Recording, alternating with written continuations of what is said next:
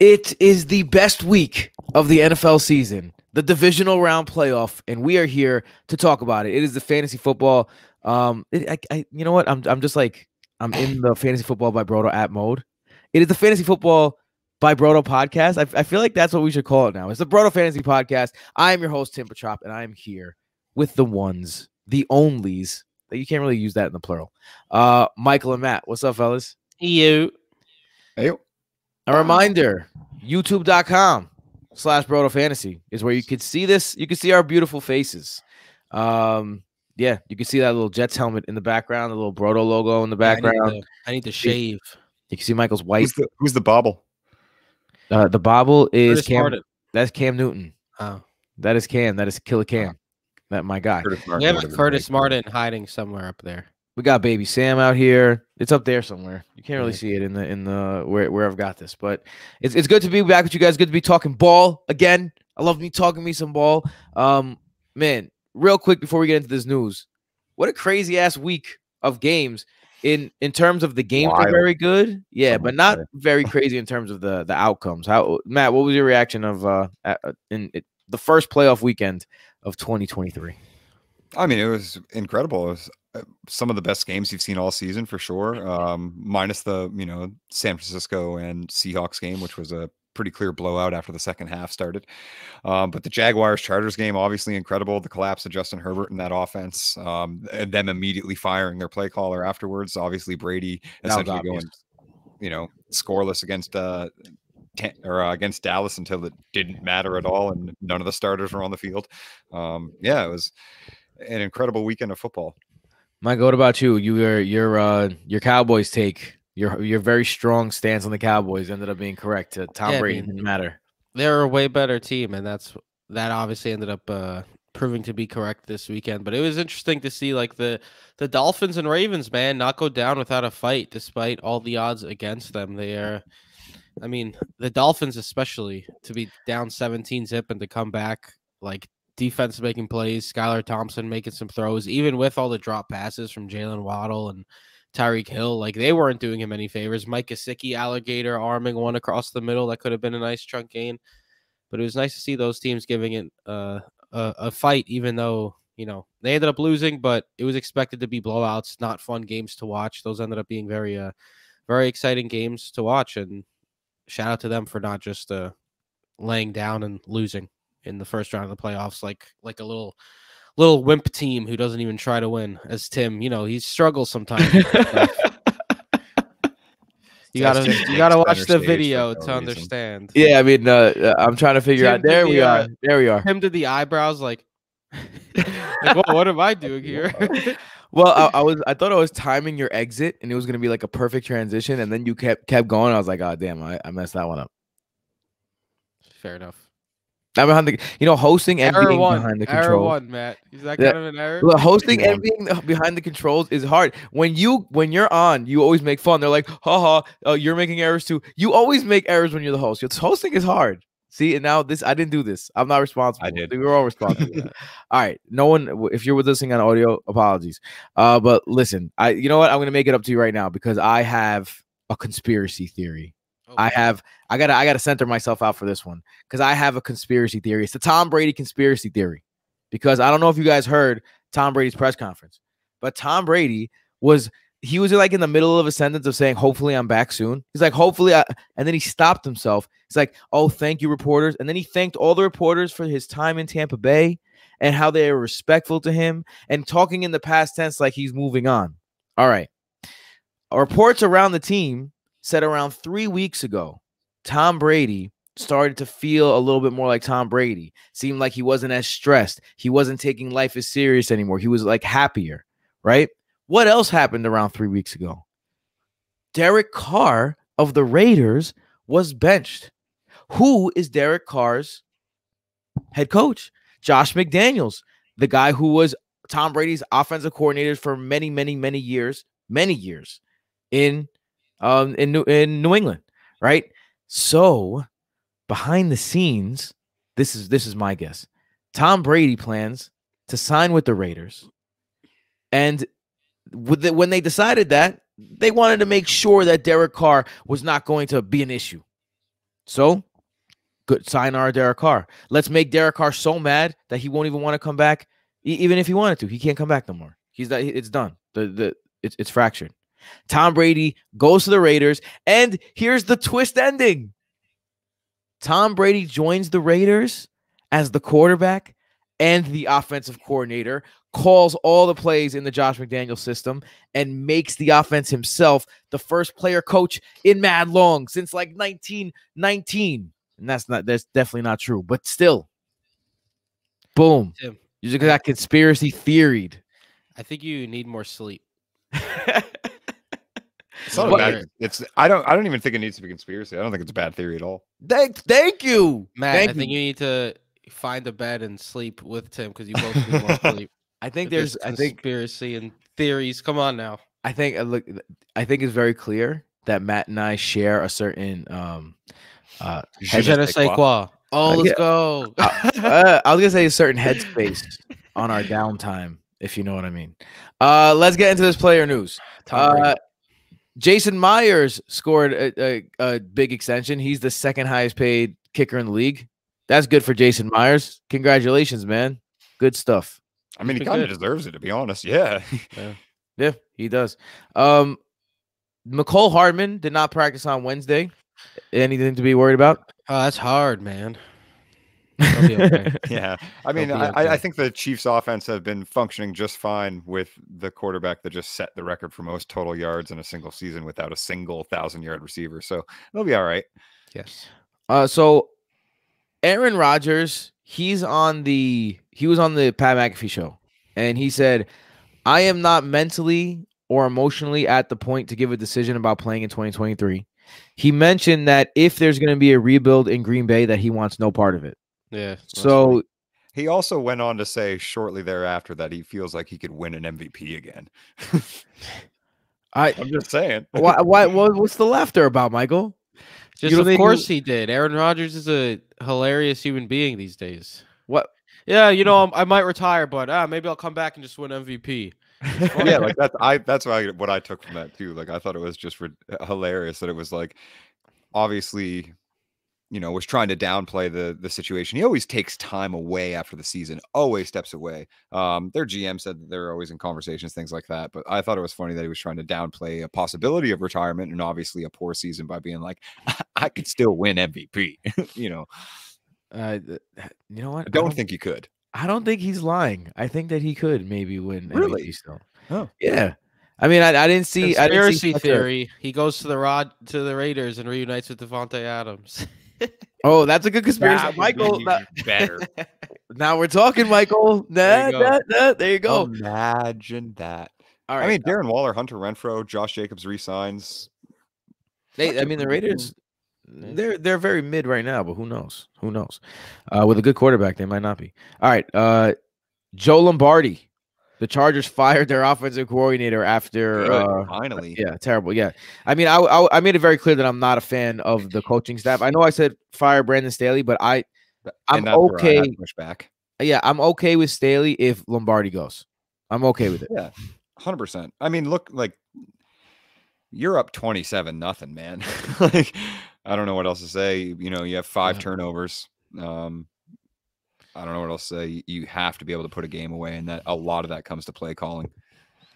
Yeah, despicable. Yeah, I agree. Well, that's easy. Michael, only 9 minutes in, and we're done with the news, bro. How happy are you right now? Take notes, Tim. Take notes. I mean, that was quick and easy. What do you mean take notes? I did it. You're taking notes on my own performance? How am I taking notes as I perform? You can't take. How you gonna take notes as you perform? It's just like when you take minutes. You say minutes when you're doing it like professionally. You got to go back and watch the tape, And we've wasted some more time. Let's get into these game scripts. We are going to talk about these games, and how we feel about them. Let's get into it. First game, 4:30 on NBC. If you're interested, the Kansas City Chiefs are 8.5-point favorites. A 53-point over the Jacksonville Jaguars. This is an interesting matchup because I think the line moved at 9, actually, by the way. On OddsShark right now, it is 8.5, but that's OddsShark. You know how these lines go. These are all like this was a very recent movement, is why I was bringing it up. given these are depending on the book, it's like give or take a point, like a half a point. Like always in the books. Anyway, let's get into this game. Obviously, the quarterback matchup is what is kind of like the thing to watch for in this game, because Trevor Lawrence really turned it up in the second half to the point where you're like, holy crap, this guy's like a special dude. And this is kind of like the stage where if he kind of takes that next step, this is a Kansas City team that, yes, was good. Obviously, they got the bye, first overall in the AFC, probably the best team in the league, right? But I feel like they're more beatable than they have been in the past. They're vulnerable. It seems wide open right now to me. So how do you guys feel about this game? Where are you leaning in terms of betting, Michael? Let's start with you, bro. Yeah, I was upset at the Chargers, not only because they lost after leading 27-0, but because I thought that they had a much better chance against the Chiefs than the Jaguars do. The Chargers have always played the Chiefs very tough. They have the familiarity with each other. It's that Chargers Chiefs games that just aren't blowouts most, like, the majority of the time, and it's always tight. And I just believe in the Chargers more than the Jaguars, which is why I like the Chargers to win this past week, which obviously turned out to be correct for only one half, the half that didn't matter. And until Trevor Lawrence, and shout out to Trevor Lawrence, and I'll give him some credit here as well, because me and Jason said that, Trevor Lawrence, week 18, he was kind of bailed out by the defense. He didn't have a very good game against Tennessee by any means. And then he really struggled in the first half against the Chargers. 4 interceptions, 3 of them from Asante Samuel Jr. And to go into halftime down 27-0 in your first ever playoff game in a spot where everyone thinks the game's already over. Everyone's just like, all right, kicking, like, it's done. Next year, Jaguars fans to come out to absolutely ball out in the second half and to lead your team. Magnificent comeback to go for 2 in the situation that they did when they got it to the 1 yard line. Like, I really wish playoff counted for coach of the year voting, man, because Doug Peterson deserves it for that drive. Yeah, that was some balls on that call. I was like, this guy is showing that he does not care. He's like, we're down 27-0. We're playing for the win, and they got the 2-point conversion, and then they ended up going down there and icing the game, just kicking the field goal to close it off with like 5 seconds to go. So shout out to the Jaguars for that miraculous comeback and a well-earned win. I think the Chiefs are the far better team, the far better offense, the far better defense. I just think the Chargers lined up so much better than the Chiefs and the Jaguars do, and I like the Chiefs here, and I think it will be a double-digit victory. I don't really think it's going to be necessarily close. Like, I think the Cinderella Trevor Lawrence Jaguar story comes to a halt here, a very hard dead end in this one. Yeah, I agree with you. I feel like the Cinderella story, like Trevor Lawrence, Jaguars, I think there'll be a thing next year. And I think that we'll be talking more about their actual contention at this time next season. They're just not at where they need to be right now to win a playoff game against Patrick Mahomes. I think it's that simple. Crazier things have happened, but yeah, I think I would be shocked. I'd be absolutely shocked if they pulled it off. Maybe you can move the line down a little bit. If you're not comfortable, maybe it's like 6.5, make it a touchdown. I mean, teasing it to like 2.5. A shout out to Themi, who would probably is going to take that bet in Themi's teasers. I'd assume, like, taking the Chiefs to win by 3 or more, I think would be a great play. By the way, the Fantasy Football by Brodo app and BrodoFantasy.com, Themi's teasers hit at a 78% rate this year. So if you were reading, the kid's insane. 79. So if you were reading that and you were betting his teasers, congratulations, you have more money than you started with. Just one of the many things you can get at the Fantasy Football by Brodo app and BrodoFantasy.com. Matt, what's your view of this game? Are you on the same boat, or do you think the Jags have a chance here? I mean, yeah, any given Sunday, or I guess any given Saturday in this case, but it's in Arrowhead as well.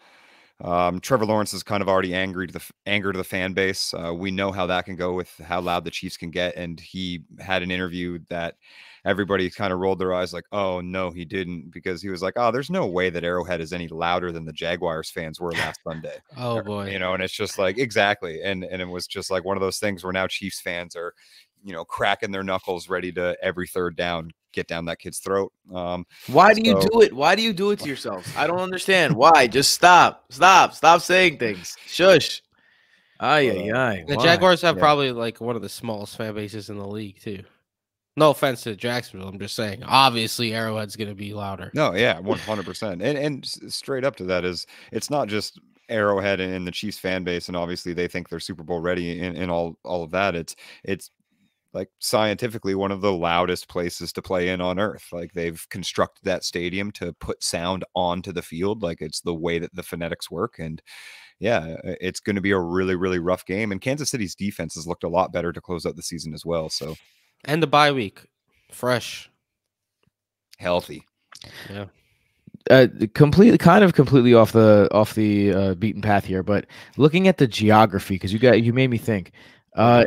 Alabama is right in between Louisiana, Georgia, who has the Falcons, Louisiana, who has the Saints, and Jacksonville, though, is right there on the panhandle of Florida. If you are a fan of ours from Alabama, like, how do you make that decision? And like, where do Alabamans stand in terms of the NFL? Or are they all about college football? I wonder. Definitely all college football. I'm sure they like the NFL though. Like, you don't think they like the NFL? They don't have favorite NFL teams. People in I don't think it's the Jaguars. The Jaguars are not as old as the other teams either, right? That's true. That's very true. But they're pretty old at this point. I don't know. If we have any fans in Alabama, let us know. I'd like to know that. All right. Now that we've done I'm interested in that question. I know, too. Right? It's kind of a good question. Facts. All right, let's get into our next game. This one's a juicy one. Oh boy, the Giants, New York, are 7.5-point underdogs on the road against Philly. A 48-point over under the 8-15 game. And right now, 66% of the money, 2/3 of the money is on the Giants, plus 7.5. Paid the public. So obviously you have the Cinderella story that was the Giants last week. They put the spankings on the Vikings, who I think were universally considered frauds in terms of outplaying their record because of how many one-score games they won. So they kind of exposed themselves as frauds, especially that defense. That defense, we on the podcast, going against the Vikings was a treat for any team because their offense was going to put up points and their defense was going to give up points. It was every Vikings game was a smorgasbord of fantasy goodness, and like it happened again for the Giants. And Daniel Jones is on a roll, and you get the Cinderella story there. And right now, Philly is vulnerable, and you know how I feel about these playoff division games. I think one of the things you mentioned was that all these teams played the teams really close. Yeah, well, let's look at the teams. The Bills got played close by the Dolphins, even though they had a third-string quarterback. The Bengals got played close by the Ravens, even though they had a third-string quarterback. These are in-division matchups. Even the Seahawks game, even though it ended up being a complete blowout, tied going into the half. Yeah, I think they were leading by 1 at halftime, if I'm not mistaken, like 17-16. Oh, yeah. Right? So the Seahawks were up at halftime. So like that just ended up being one-sided, but those games played each other close. And now you have the Giants, Jalen Hurts. He looks like he's healthy. If he's 100% healthy, I think that changes a lot of things. If he's the guy that we've seen, the MVP caliber player that he's been, I think that changes some things. But I think the Philly's probably more vulnerable than they've been in a long time. So I mean, if I'm a Giants fan, I'm feeling good about my chances. But if I'm not.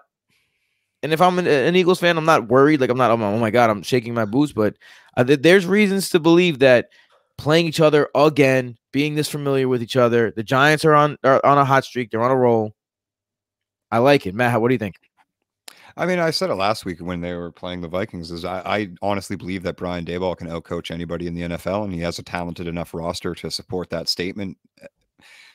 I genuinely think, especially, and something else that we were kind of all agreeing with is it's one of the most difficult things to do in the NFL and in any professional sports league is sweep your division rivals. And the most times that you can obviously play a team in the NFL would be 3. It's very difficult to get a sweep there. And I mean, obviously they've shown vulnerability to division rivals before. One of their major losses this season was to the Commanders. I think Brian Daboll obviously knows that team inside and out. If any coach knows how to take them apart, it's going to be him. And yeah, like for all of his faults, and they were major through coaching changes and offensive coordinator changes. And yeah, he, showed some flashes, but can never be consistent. For all of his faults, Daniel Jones looked like a playoff game winning quarterback last week. It didn't look just the system. He made all the right decisions. He made some very impressive throws. Obviously, he was a menace on the ground, as he always can be. A healthy Saquon, that offensive line, if they can mitigate some of the mistakes that they made, because I feel like that game could have gotten even more out of hand. Their offensive line had quite a few mistakes when they were rolling down some drives. Andrew Thomas, specifically, a young, talented left tackle, but that team is scary, and they're not just scary against the Eagles. The Giants can make a legit run here. I'm not saying that I do think that they will get snuffed out, but as Mike was saying with the Jaguars, I think the Giants Cinderella story still has a little bit more life. Ooh, sexy. I like that. I mean, they're a team to root for. Definitely, like, man, not to bring this back to my Jets fandom, because I kind of tend to do that, but you guys have been listening. If you've been listening to me on this podcast, I've been begging the Jets to go get Brian Daboll. I think we did like the best fit. We do a show where we have head coach matchups, like best fit, where we want them to go for fantasy purposes.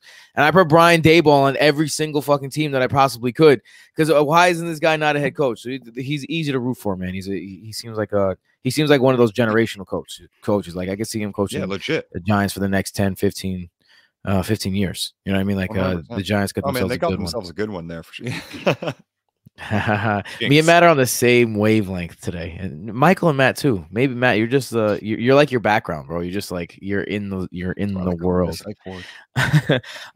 Mike, what's your feelings about this Giants game, man? Yeah, look, Daniel Jones, the way he played last week was admirable at like any way you look at it. It was just a tremendous game, like 300 passing yards, 75 rushing yards. I think they said it was the third quarterback ever to do that in the playoffs behind Lamar Jackson. First ever. No, it was Lamar Jackson and Steve Young, I think. It wasn't the first ever. 300 plus yards and 75 plus rushing yards. I'm telling you, he wasn't the first person to ever do that. But either way, it was just a tremendous game, and he's doing it with guys like, shout out to Isaiah Hodgins too, the UDFA from a couple years ago, who's really come on as the main weapon there, has surpassed Darius Slayton. Daniel Bellinger caught a touchdown. Saquon was being Saquon. This offense was just cruising down the field against Minnesota, and I think it has a lot to do with Brian Daboll. Like, he was pretty conservative with Daniel Jones at times during the season, and we got to the playoffs, and he said, I don't care. We are running with you, Daniel Jones. We are setting up runs for you.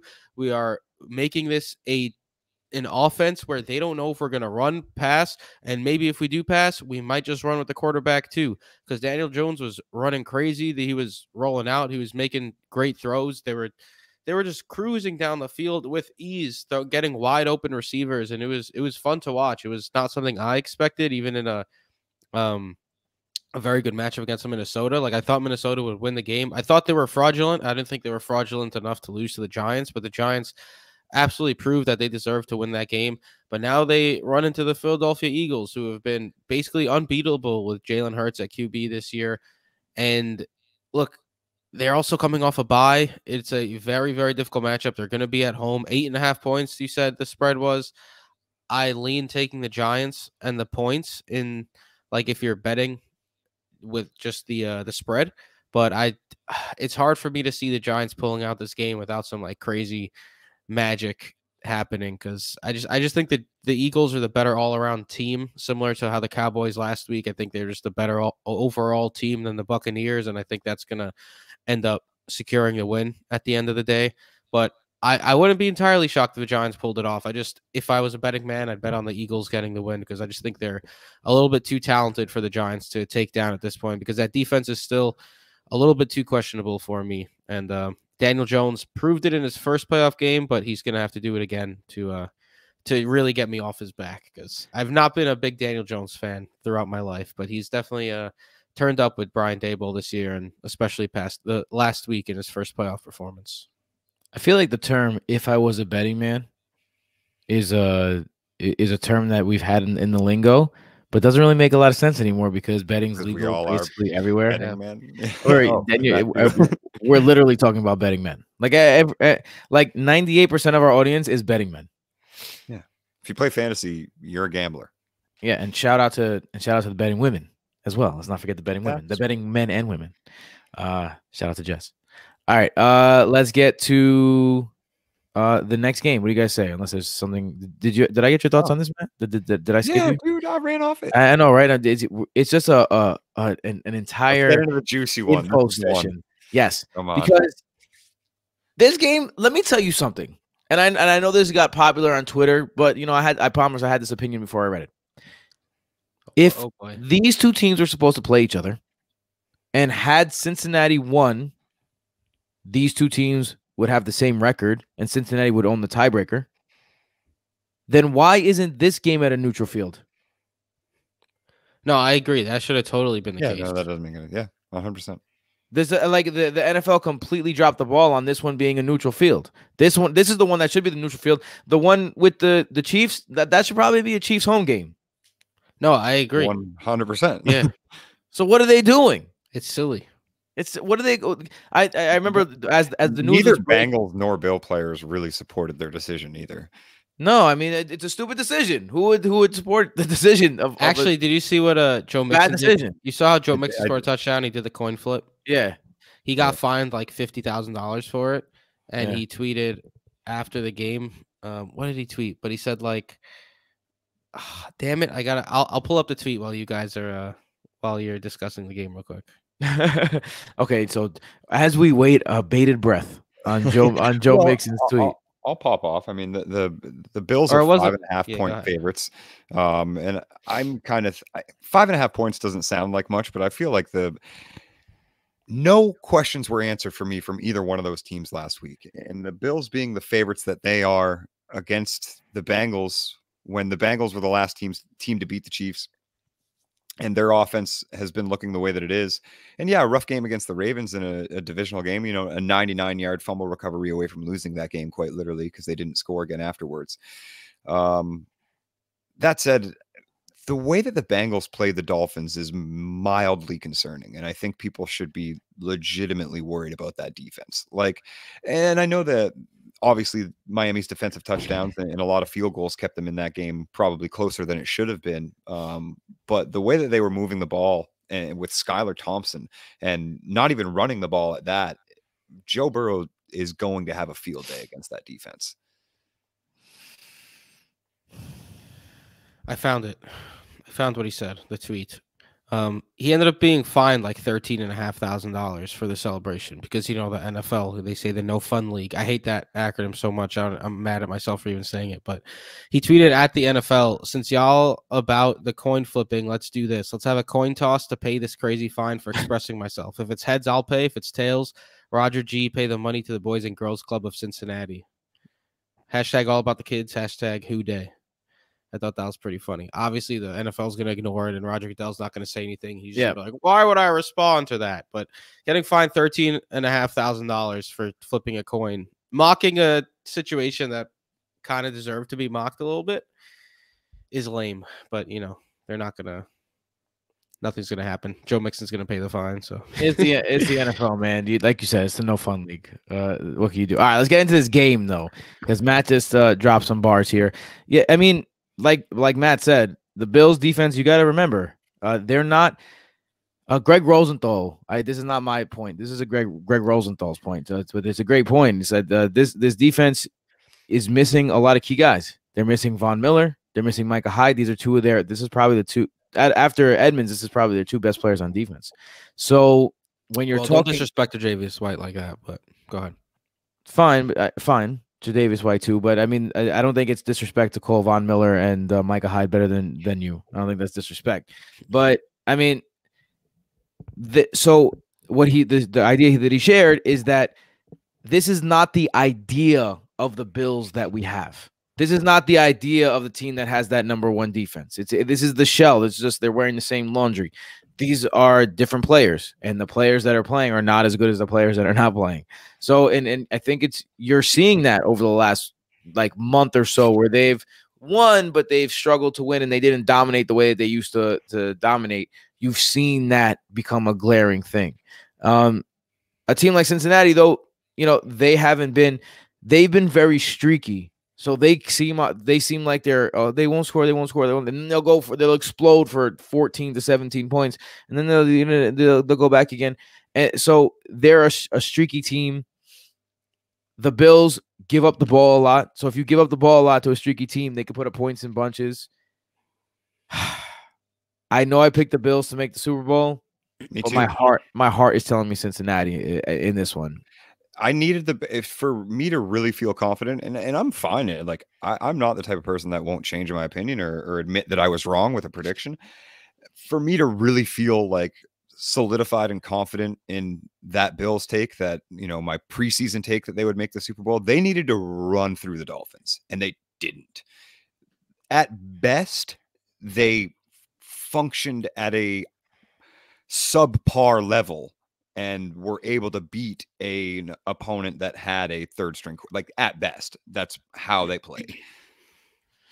Yeah. I share. Look, I said at the beginning of last week's pod when you guys chose the Bills to win, you chose Josh Allen as your QBs for the playoff challenge. I said I think the Bills are slightly fraudulent. Like I didn't think they'd lose to the Dolphins, but I question their defense and I question their offensive ability when they're not able to get the run game going at all. Like we've seen the Jets lock down Josh Allen twice. We've seen Josh Allen just get basically locked down by Miami. Like, yeah, he made a ton of great plays, but he got sacked 7 times. He fumbled 3 times, lost one of those fumbles. It was a very ugly game for Josh Allen. And what was he, top 3 in the league in interceptions this year, if not number 1 or one of the top Dak 3 in there. One. Yeah, Dak was one. 11 whatever games. Yeah, but Josh Allen has turned the ball over this year, and that's not something you want in a game against the Cincinnati Bengals, defending AFC champions. And the Bengals, yeah, it was a hard fought game against Baltimore this past week. They don't get the bye like the Chiefs do, but the Buffalo Bills just played a hard fought game against the Miami Dolphins, and that was honestly probably an easier game shouldn't have been than the Bengals. Yeah, exactly. So I think the Bengals win this game. I'm shocked that it's 5.5 points. I think the Bengals I think their defense is better than Buffalo, or at least on par. It's not like Cincinnati has a great defense either, but it's definitely not worse than Buffalo's. And their offense is like similarly, fire powered all over the place. Jamar Chase, T. Higgins and company. So I honestly think take the Bengals, but if you take the Bengals minus 6.5 to win by a touchdown, because in the games the Bills lost this year, they haven't been close. They've been by more than a touchdown. You can get plus 420 for the Bengals to win by a touchdown. I might sprinkle some money on that because I think the Bengals win this game, and I wouldn't be shocked if they end up winning like a 34-27 shootout type of game. Oh, Michael with the sexiness. I like that. Honestly like that. A little sprinkle. Yeah, man, it's a good matchup. I can't wait to watch this one. This is the one where I'm like, yo, I need to clear the schedule. I mean, the minus 6.5 is plus 420. 420, Tim. I mean, come on. Is it? Are you referring to the mind state that I referred to earlier in this podcast? Maybe. All right, maybe that's where Tom Brady conspiracy comes from. I don't know. I can't tell because it's just a theory. All right, let's go into the next one. The final one. The final one. I'm feeling good about my preseason prediction, my postseason prediction that the San Francisco 49ers is going to be led by a 7th round pick to the promised land. I'm feeling really good about that. I'm feeling especially good about that if the Giants can in division pull off an upset against the Eagles. I'm feeling really good about San Francisco.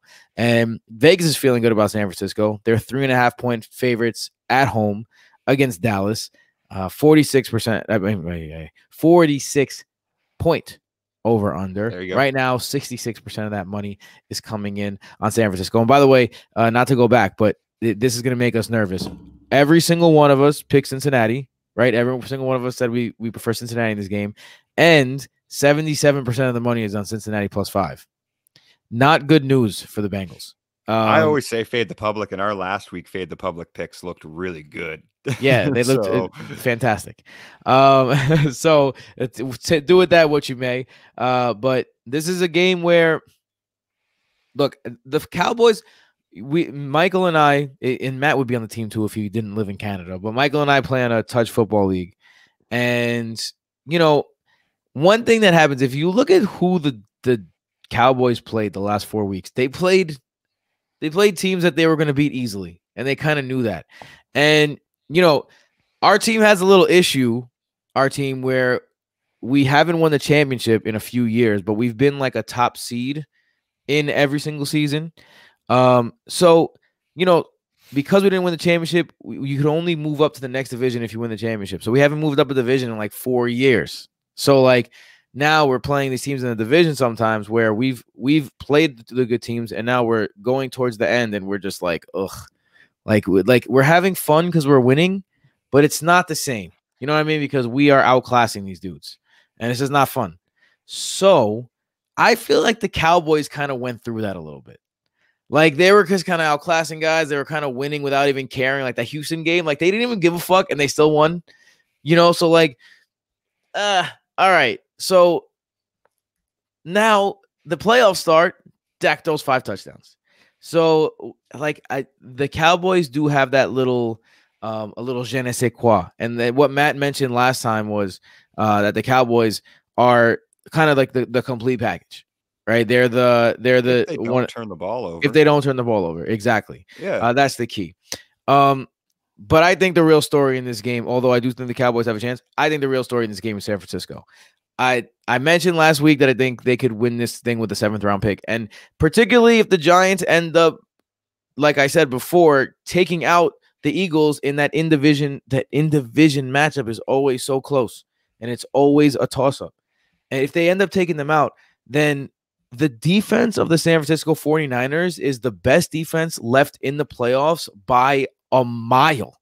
Like it is the 49ers, a big, huge gap. And then like, wait, what would we say? The Eagles, maybe? 100% the Eagles. Yeah, right. You could put players with double-digit sacks this season. I mean, all right, fine. the but they have Cowboys their have holes. You could say the Cowboys, right? I mean, the Cowboys have the defensive MVP. I mean, these are good defenses.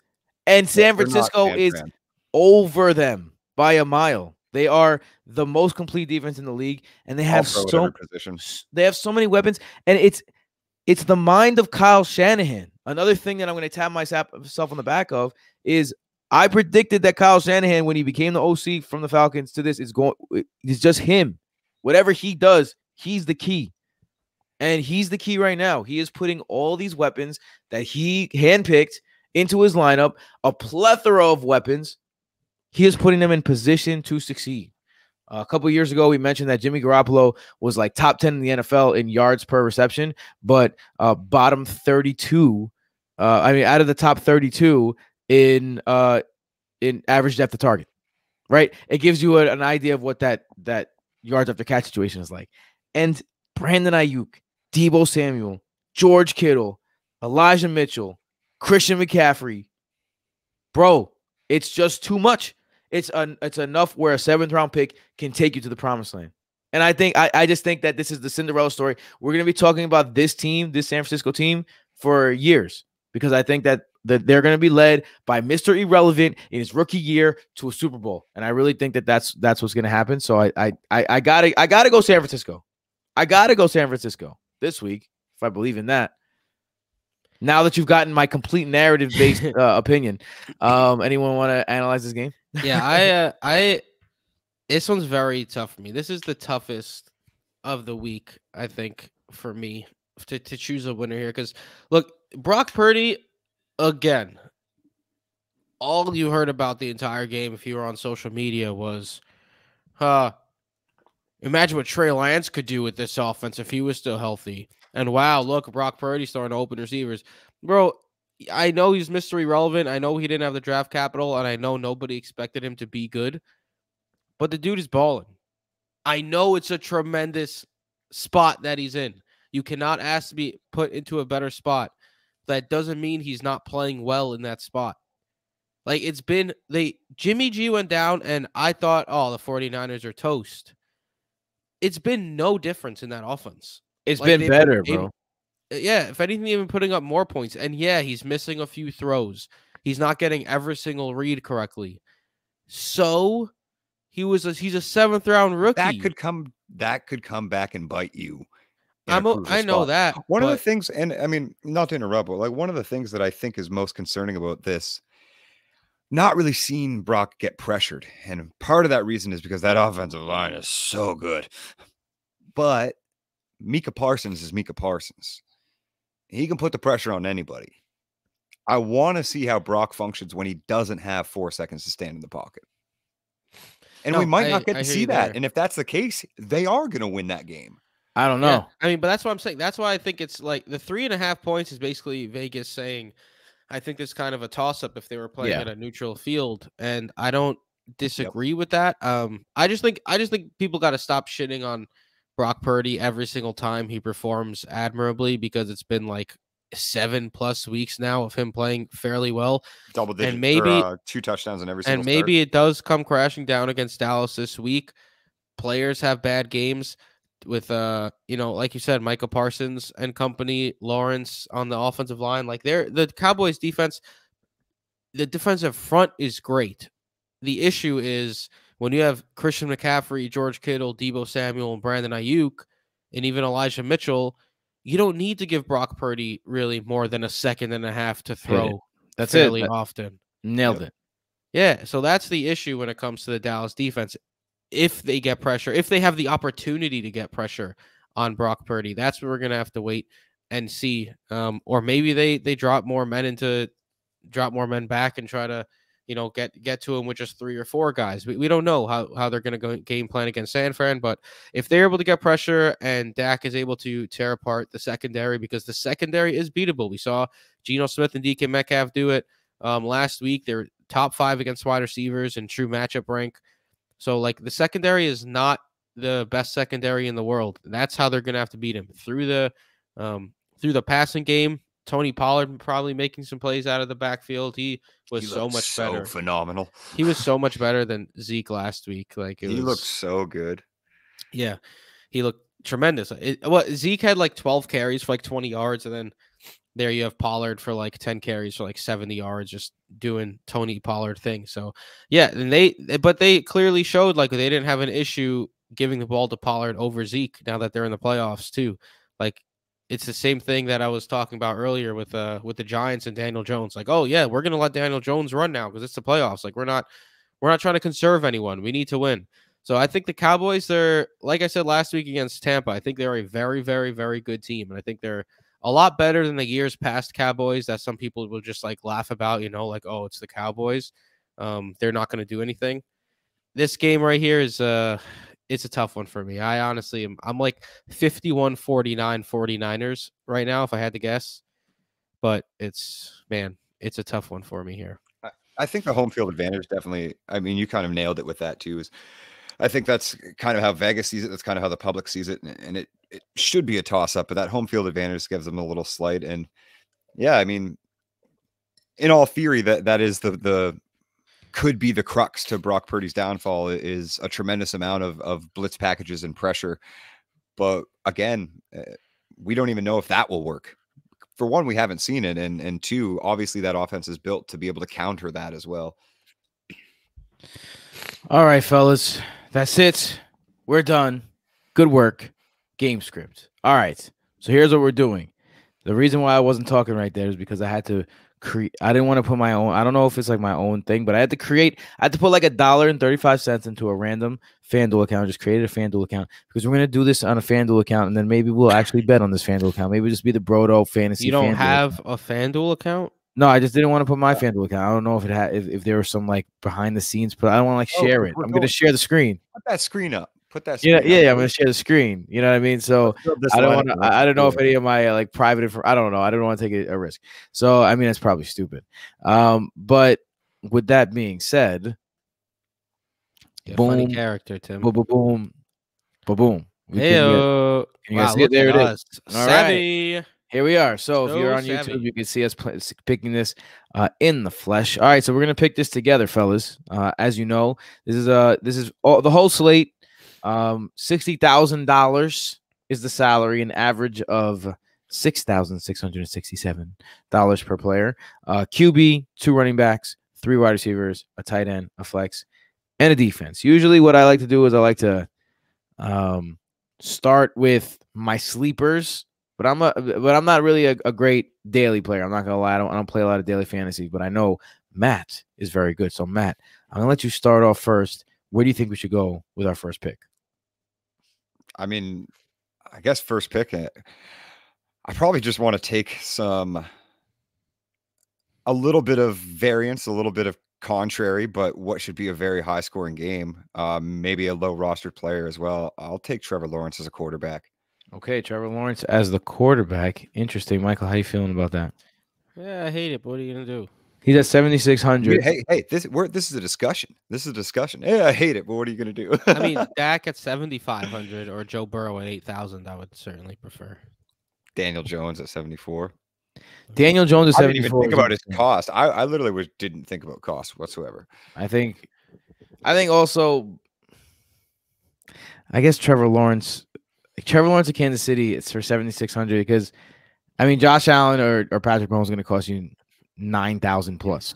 Jalen Hurts too. Well, we're also just going to build a super stacked lineup and then take like Kenneth Gainwell on the flex. So, like if we take Trevor Lawrence, touchdown variance. I don't want to. I don't really want to stack Trevor Lawrence with like Ingram and Kirk or something. Like I'd rather stack Joe Burrow with like Jamar Chase and just put Jalen Hurts in there and then we can get Devontae. That's gonna cost us a lot of money, Michael. I would rather stack Trevor Lawrence with like Zay Jones in the flex or something like that. I think Trevor Lawrence is a good play here. I mean, do it then. I'm gonna go with Matt. All right, it's 2-1. Let's put Trevor Lawrence in. So Trevor Lawrence. We do have to get like something to come back with him. So we haven't even chosen a player yet. You guys talk about salary relief. We haven't even chosen a player yet. I don't care about salary. All right, look, this is a good salary play, and now we have running back. Would you guys like to go with the? I mean, it seems as though Jerick McKinnon, yeah, 100% Jerick McKinnon. So Jerick McKinnon, you get the playback from Trevor Lawrence too. Exactly. If you're watching on YouTube, I'm giving you the slate and how much Kenny G. How much everyone Kenny G, no way. I'm not playing no Kenneth Gainwell, man. Touchdown. I would rather play Elijah Mitchell than Kenneth Gainwell. Touchdown variance. What does that mean?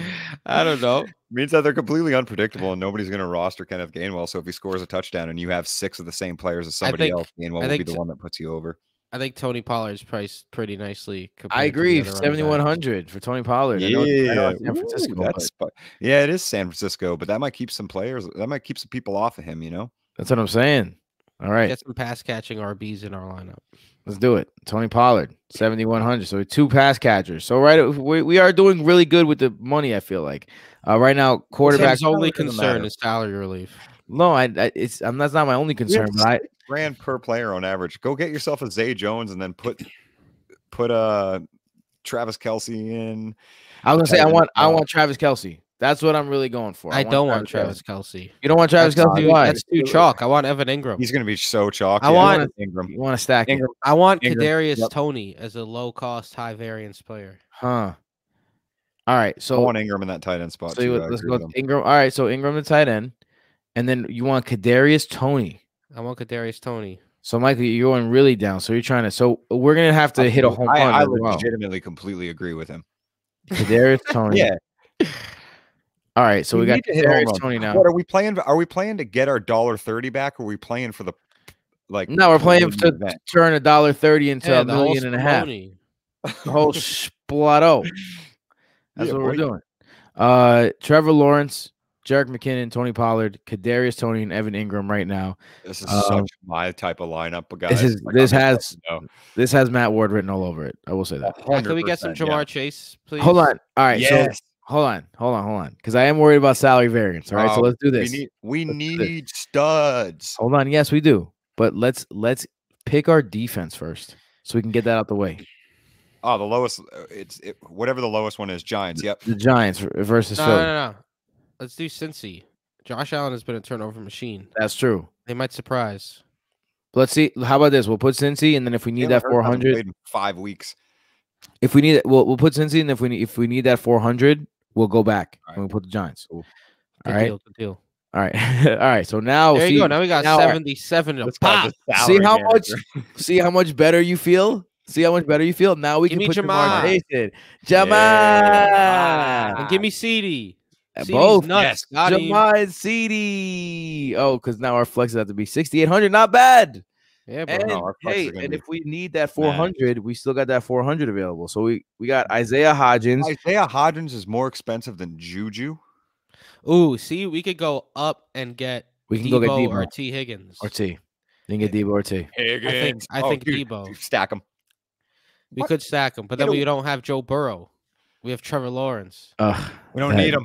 I mean, that doesn't make much sense. We would definitely need to switch the quarterback. We only have Evan Ingram. Evan Ingram. I lean Debo. We forgot to grab Zay Jones here, by the way. I lean Debo as well. We went Kadarius Toney instead of Zay Jones. Yeah. We made the Kadarius Toney play as the high variance. We have one stack with our quarterback, and it's a tight end. That's correct. Nice. Yeah. It's all right. We got the comebacks with McKinnon and Toney. Bro, this is a fantastic lineup in my opinion. I'm like proud of this lineup. I really like contrary and high variance lineups, and this literally is exactly what I would build. Trevor Lawrence. Yeah, we're going for a milli. We're not going for this isn't a cash lineup. We're not trying to double our money. No. Right. This is a GPP, milli maker baby. lineup. Trevor Lawrence, Jerick McKinnon, Tony Pollard, Kadarius Toney, Jamar Chase, CeeDee Lamb, Evan Ingram. What? CeeDee Lamb, like you said. Yeah. DB Samuel. I can't talk. Debo Samuel and the New York Giants. I'm excited. The reason why I'm excited. That's it. That's the lineup. If you're on YouTube, you can check that out. The reason why I'm excited is because we're about to end this thing right here, and then we're gonna get into our Jeopardy. And I'm playing Jeopardy. If you're a patron, you already know. Patreon.com/BrotoFantasy for Jeopardy and the winner of the Broto awards for the year. So Jeopardy and the Broto award winners for the patrons. So Patreon.com/BrotoFantasy. Check that out. Make sure you do. Can't wait for Jeopardy. We got a little spin on Jeopardy this week. All three of us are hosting. Ew. We each have 3 clues, and we're gonna do a round robin style. So our first ever time doing that. Check it out. All right. Yeah. Patreon.com/BrotoFantasy. Matt, where could they find you? You can find me at PsychWardFF. Mike?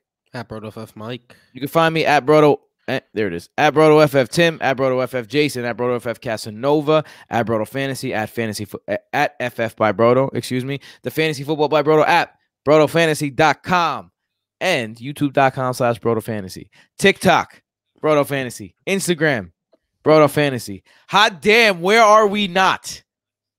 The moon, at Broto Fantasy, right in one of those craters. We own Crater 32. Matt, if the moon was made of any type of cheese, which cheese would it be? Brie. Eat 'em. What? Eat 'em?